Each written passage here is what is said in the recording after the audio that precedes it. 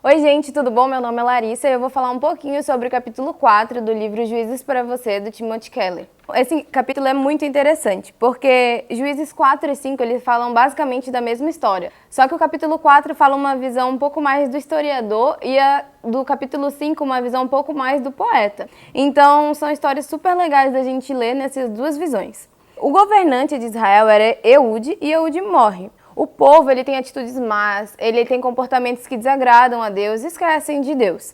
E por isso eles vivem sob o domínio de Jabim, o rei de Canaã. Por 20 anos eles sofrem ali naquela terra sobre esse domínio.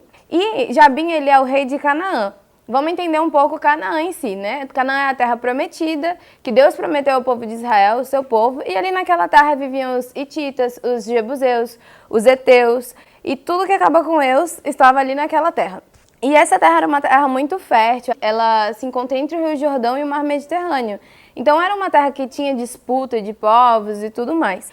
Mas Deus ele tinha prometido essa terra ao povo dele. Jabim ele era o rei de Canaã, dessa região, e ele subjugava o povo de Deus. E o povo estava sofrendo justamente por ter abandonado a Deus. Então os israelitas eles chegaram a um limite e clamaram a Deus. E aí que entra a profetisa Débora. Débora, ela ensina sobre Deus, ela julga Israel, ela tem uma função de juíza ali, né, dá audiências, é um verdadeiro tribunal de justiça e ela é diferente, pois ela governa com sabedoria e caráter e não pela força bruta, força de guerra em si, né, então por isso o autor ele até compara a Débora, né, fala que ela foi um exemplo de líder da época dela até a vinda de Jesus Cristo, como um exemplo a ser seguido mesmo, um alto exemplo. Ela é uma líder virtuosa, ela é muito além do campo de batalha, então ela não está ali só para guerrear, ela lidera com sabedoria. Então isso é uma característica de Débora muito atrativa. Na sua época, ela é vista como um diferencial. Porque ela não é uma guerreira. Então ela chama Baraque, que é um segundo personagem dessa história, para guerrear, para fazer essa parte, né, da força militar mesmo.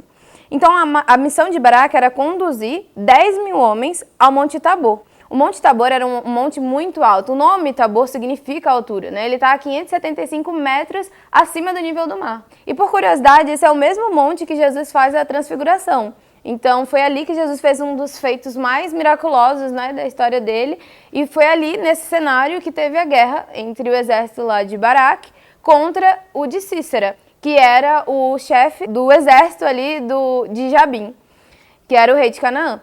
Então Cícera representava esse instrumento torturador, ele era uma pessoa muito difícil. Com as mulheres, principalmente, ele era abusivo, coletava mulheres para serem suas escravas sexuais. Então ele tinha essa fama muito pesada até mesmo dentro do seu povo. As mulheres e o povo sabiam disso, dessa característica dele. Então a missão de Baraque era ir contra esse homem. E a diferença é que Cícera tinha um poderio bélico, um poderio militar muito forte para a época, porque ele tinha 900 carros de ferro. Então, para a época, isso era avassalador contra qualquer exército que fosse guerrear contra ele. Então, Baraque, ele teve medo, teve receio de ir contra Cícera sozinho. Então, a resposta de Baraque ao chamado de Débora tem duas formas de ver essa resposta, né, para Débora. Tem uma visão mais pessimista de Baraque e uma visão mais otimista de Baraque. A visão pessimista é que ele teve falta de fé. Deus ele tinha estipulado aquele homem para ir contra Cícera e ele não quis ir sozinho, ele não quis ir sem Débora. E aí só depois que Débora fala, não, eu vou, mas a honra não vai ser sua, vai ser de uma mulher, porque Deus vai ter entregado Cícera na mão de uma mulher. Mesmo Débora indo, ele só parte para o ataque depois que Débora fala, vá. Hoje é o dia que o Senhor entregou Cícera nas suas mãos. O Senhor já não foi à sua frente? Depois ela fala isso, aí Baraque parte para a guerra. E aí ele demonstra a sua fé. Então tem essa visão que mostra um pouco de falta de fé de Baraque. E tem uma segunda visão mais otimista dele, que é onde mostra que Baraque, na verdade, reconhece a autoridade de Débora, a liderança dela sobre a sua vida. E por isso ele quer que ela esteja do lado dele. E mostra que, na verdade, isso foi o reconhecimento mesmo da liderança de Débora na sua vida e não falta de fé. Na tradução do hebraico em si, quando Débora fala com Baraque, ela fala que na expedição que ele vai realizar, a honra não seria dele, mas não como um veredito sobre a fé dele, mas sim como uma profecia. Então, o reconhecimento de Débora ali na vida de Baraque, da liderança dela, nos ensina 3 tópicos sobre fé. Que a fé é ouvir a Deus, a fé é você ter coragem, ter fé é ter coragem, e a fé ela não tem nada a ver com se exaltar, mas sim sobre se humilhar, sobre não querer reconhecimento, porque a partir daí Baraque ele sai para uma guerra extremamente difícil, sabendo que reconhecimento nenhum seria dele. Então ele teve humildade para isso, ele nos ensina um pouco sobre ter fé em Deus e não precisar de títulos. Então ele derrota Cícera e Cícera sai fugindo a pé, o que foi super vergonhoso, né? Então, aqui nesse contexto, nós temos que parar e abrir uma janela para falar um pouquinho sobre Débora e o ministério feminino. Uma mulher ali sendo líder naquele momento, né? Num contexto antigamente, que já era mais difícil isso acontecer.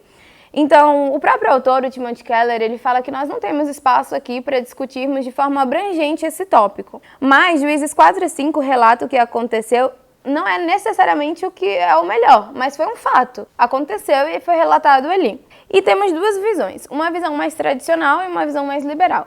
A visão tradicional acha que Deus ele queria que a liderança tivesse sido de um homem e pela sua falta de fé, seu medo, teve que ser levado esse papel para uma mulher. Sendo que é uma inferência dúbia isso. É perigoso nós colocarmos as nossas convicções em inferências dúbias. E uma visão mais liberal fala que homem e mulher são a mesma coisa, eles têm o mesmo papel e por isso Débora liderou assim como qualquer outro homem lideraria. O que também é perigoso, porque eles não levam à consideração a diferença de sexo, as suas peculiaridades entre um homem e uma mulher, as suas funções. Então também é perigoso a gente pensar dessa forma e rejeitar a diferença de sexos. Então a liderança de Débora, ela mostra que as mulheres elas não têm razão para não estarem na liderança da vida social, no mercado de trabalho e afins. Mas nem tudo precisa ser aplicado na igreja, porque antigamente o Estado e a igreja eram uma coisa só. O próprio autor, o Timothy Keller, ele dá um exemplo em relação aos cargos altos que tinham na época, que eram de profetas, sacerdotes e líderes, sendo reis e juízes. Tivemos mulheres profetisas, rainhas e juízas, mas nunca tivemos mulheres sacerdotisas. Então, o papel de sacerdote Deus separou para homens, mostrando claramente que existe uma peculiaridade, existe uma diferença e funções diferentes para os sexos. Então, Deus ele deixa claro isso, que mulheres e homens são iguais, mas não equivalentes.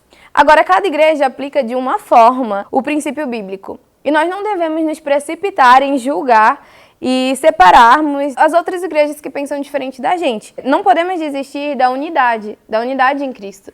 Porque são princípios, são pequenas coisas que acabam nos afastando tanto, sabe? E nós temos que focar que o que nos une é Jesus Cristo, é Deus. E não nos afastarmos por essas pequenas diferenças. Essa história de Débora para por aí, com o exército de Baraque derrotando Cícera, ele fugindo a pé, e Débora ali por trás disso tudo, sendo uma governante sábia. Baraque corre atrás de Cícera, atrás dele para que pudesse matá-lo. E aí?